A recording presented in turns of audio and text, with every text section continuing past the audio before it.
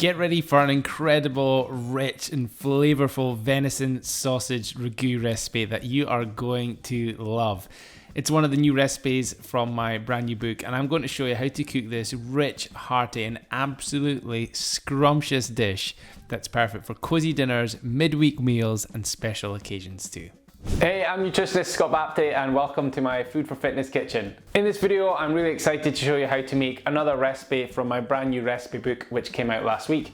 The feedback so far has been absolutely amazing, so if you are one of the thousands of people that have bought it already, thank you so much. If you don't have your copy yet, it has got 80 delicious high protein recipes with all the nutrition information included and a barcode to scan it straight into your food diary. Now, this recipe that I'm going to show you how to make today from the book is actually one of the first recipes I came up with. In actual fact, I came up with it before the book was even announced. I just knew it was really good. I didn't just want to post it on my website, I wanted to keep it for the right moment, and this is the right moment. It's such a rich, warming recipe that is great when you just want a bowl of comfort food or something cozy for dinner. Goes really well with pasta, even better with a glass of red wine, but you can choose what to serve it with. And it is really versatile because if you can't get venison sausages, you can easily use beef sausages. And that's actually what I'm going to do in this video because I couldn't get any venison sausages from my supermarket. So I bought beef sausages and they work just as well as I'm about to show you. Right, sound good? This is how you make it. The first thing you're going to do is to roughly chop one onion, and then you're going to chop up your venison sausages. Now in this video I am actually using beef sausages because when I went to the supermarket to get my ingredients to film this, they didn't have venison sausages. So I'm using beef sausages and they work just as well. At this point in the video, it would also be fantastic if you could hit that like button. It really does help me out with the growth of this channel. So if you could do that, that would be great. And then you're going to heat some oil in a large pan and then just add the sausages, whether they're venison or beef, entirely up to you, along with the onion.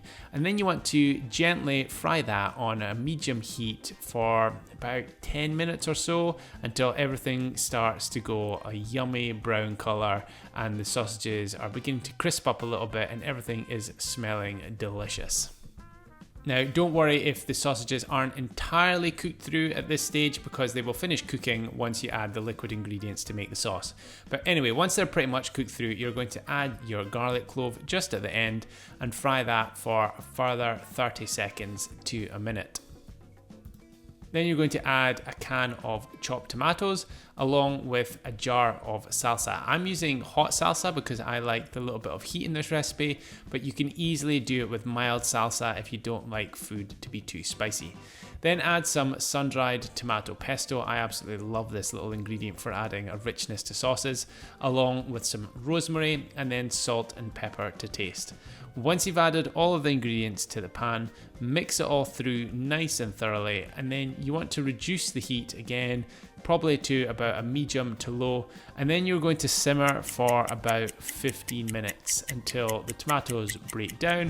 If you are serving this with pasta, add that now at the end. Obviously, make sure you've cooked it and then mix it all through. One thing I really don't like, and that is serving pasta on a plate and then putting the sauce on top of it. It's much better if you just get the pasta into the sauce and mix it all through. It just coats it and it just looks better on the plate and it tastes better too. Anyway, once you've mixed it all through, start to plate up. You can use a pretentious pasta plate like this or just any normal plate will be absolutely fine. And then you can garnish with some fresh parsley, and if you have the macros for it, you can put a few shavings of parmesan or cheddar on top. So there we have it, another delicious recipe from the new book. If you've not got your copy yet, click the link in the description and you can get yours right away. And I am off to get stuck into this.